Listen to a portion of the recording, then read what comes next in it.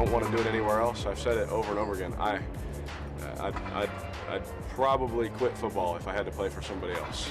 I am a Raider for my entire life. I'm going to root for one team for the rest of my life. Well, that's awkward. That was Derek Carr back in 2021 talking about his football future. There was some uncertainty about his future with the Vegas Raiders last year. You thought maybe some of it was resolved when Carr signed a 3-year, $121 million extension this offseason, until you find out, after taking a look at the fine print, that the reason for that extension was probably to make it easier for the Raiders to move on from Derek Carr after this season if things didn't work out with him, with Josh McDaniels, the new head coach, and with Davante Adams in the fold. It's been a bad year for the Raiders. I mean, they did beat the Houston Texans, a game that I actually witnessed in person. They did have a cute little winning streak where you thought to yourself, all right, maybe they're working their way back into the conversation. But yesterday, they benched Derek Carr, a quarterback who is not afraid to show his emotions like he did in November when asked not about his future with the Raiders, when asked about Josh McDaniels' future. Is there in any way a disconnect with what you're trying to do and this new staff as far as the system? I don't think so. I love Josh. I love the car. I love our coaches. They've had nothing but success, way more success than I've ever had, and, I'm sorry.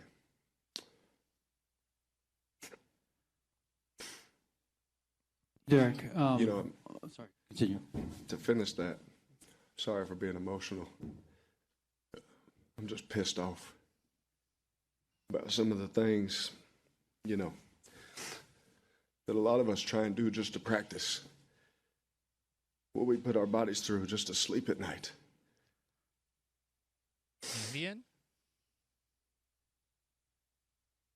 And for that to be the result of all that effort pisses me off.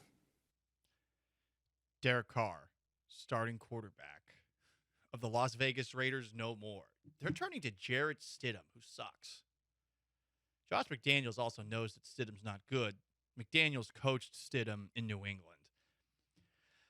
Not going to lie, while I'm not the biggest Derek Carr fan, and I do think he's a tad too sensitive, I do feel for him in this situation because it does seem like he cares about being with the Raiders. And all of a sudden, Josh McDaniels comes in, and it feels like McDaniels is getting to blame Carr for all the issues. Last year, Carr was objectively a top 12 quarterback, and it stood to reason that with Davante Adams, things would be better this past year. Adams and him were friends. They were teammates, of course, at Fresno State. But for whatever reason, there just hasn't been a connection between the two. I found it very interesting to see that Davante Adams and Derek Carr combined for 72 incomplete passes, untargeted passes towards Adams. That is the most of any quarterback and wide receiver duo since 2016. And I think it was Blake Bortles or Jameis Winston having those issues back then. That's bad. For whatever reason, it's not working. I do think there, though, is a pretty strong argument to make that it's Josh McDaniels' fault. McDaniels has never worked, especially during his time in New England, in an offense that went out of its way to make one wide receiver the focal point.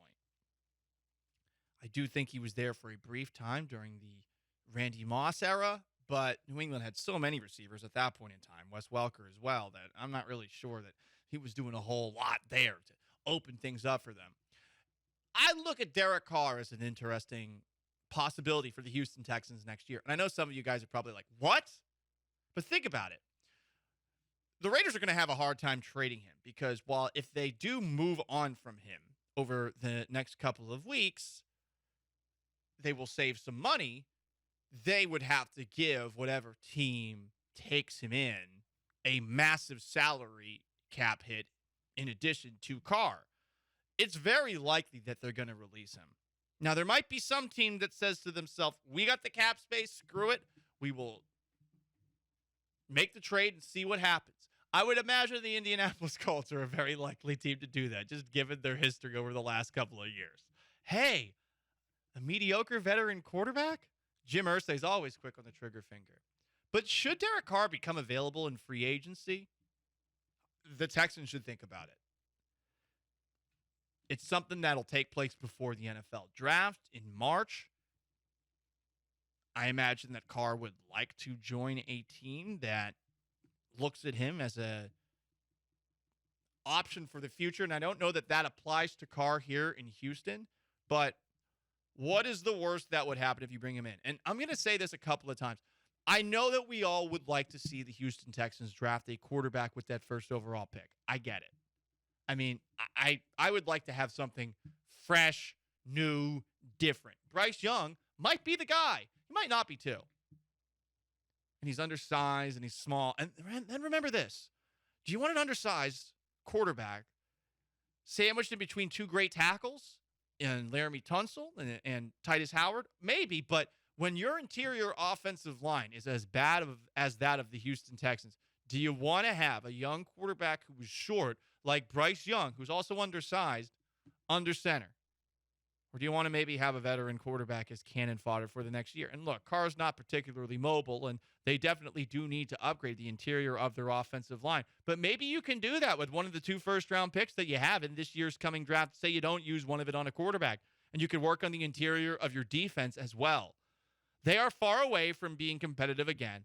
And just, to me, Bryce Young does not feel like the smart play for an organization that realizes it is in a rebuild and that is, I would imagine, getting a little bit of benefit of the doubt, patience from Cal McNair. Also, we don't really know what's going to happen next year with the coaching staff. It does seem like Lovie Smith is going to be back. I haven't really heard any grumblings about him potentially leaving. I also haven't heard any players stand up for him, endorse him, or anything like that. But Carr, I like as a short-term option. And I'd go even a little bit further. Now, Davante Adams, you guys might know as being a great friend of Derek Carr. You also might know Davante Adams as being one of the best wide receivers in the NFL. Davante Adams is pissed off right now. And I think he's doing his best to be a professional about it. But this was Davante Adams. Do we have that audio ready to go? Sean, you were the best. Davante Adams, when asked about Derek Carr and his benching yesterday. Obviously, I don't think anybody was excited about it in here. Him being one of my really good friends, and the reason why I came here in the first place. I mean, I wouldn't be here right now if he wasn't here. So I think everybody knows how I feel about him. The Texans have not as much cap space as you would like next year, but here's another idea, and it would probably involve some restructuring. Is there a world where a disgruntled Davante Adams and Derek Carr can be packaged into a trade? You think that Josh McDaniels is married to the idea of keeping a unhappy Davante Adams going forward? I don't know about that. And I think every team in the league, if you have a young quarterback, you need to have a great wide receiver with the guy. Why is Josh Allen so good? Stephon Diggs? Why is Kirk Cousins so good? Justin Jefferson? Why is Jalen Hurts so good this year? A.J. Brown and Devontae Smith. Just think about all the quarterbacks in the league this year that have great wide receivers with them that are helping things out a lot. What if you can get Derek Carr and Davante Adams? Is there a world where that's possible? And again, they don't have the kind of cap space that you would think they would. The year after this one, the Texans have like $200 million in cap space. This year, they only have got about like $47 million or so per over the cap. But is there a world where they can perhaps, as part of some sort of sweetheart deal, get Davante Adams and Derek Carr? Would you make a trade for Derek Carr if Davante Adams was included? You take the cap hit, you could point to the Raiders and say, hey, look, we're taking that cap hit too. So let's slow your roll, Mr. Cash Poor Mark Davis. Let's slow your roll as far as how much you're going to be asking for the two of them. Maybe it only takes a first-round pick. If you got Davante Adams and you trade that first overall pick or that second overall pick, Davante Adams, we know, like definitive top 3 wide receiver in the league. If you get Davante Adams, but also Derek Carr, would it be worth swapping that first-round pick to get him as opposed to rolling the dice on someone like Bryce Young? I leave that open to you. 713-780-3776. I'm just throwing possibilities out right now. This is not an endorsement of the move to go after Derek Carr. I do think, though, that the Texans should consider it. Big Body B is calling in at 713-780-3776 on the HRNP listener line. Big Body B, yo. What's up, Paul? How's it going, man? Doing well, man. Hey, man, just to speak on the Raiders thing, I think a lot of people sleep on the fact that since coming into the league, the Raiders have the 32nd ranked defense. So Carr's always been playing from behind, so I don't think we've ever seen him in his natural environment. And, yes, I think, like, this year it was his fault. He did fall. But McDaniels just seems lost without Daddy Bill. And I honestly think Derek Carr is probably a top 12 quarterback. And if Carson Wentz got 2 third-round picks, why won't the Jets or, you know, the Seahawks, another team that's maybe a quarterback away? Definitely the Jets. I mean, if the Jets had any competent player, they could have Brock Osweiler this year, and they'll still be better off. I don't know than about that one, right but now. I get where you're going, Big Buddy B. All right, man, I'm going to hang up and listen. All Thank right, you. appreciate the phone call. There will be, I think, some teams that are interested in perhaps trading for him, but they're going to have to free up a lot of cap space. That's the thing that makes it difficult for the Raiders to move Derek Carr. And if they do get Derek Carr, they're probably going to have to take some of that money on, and also you're not going to be giving up as, I think, much as the Raiders would like for Carr.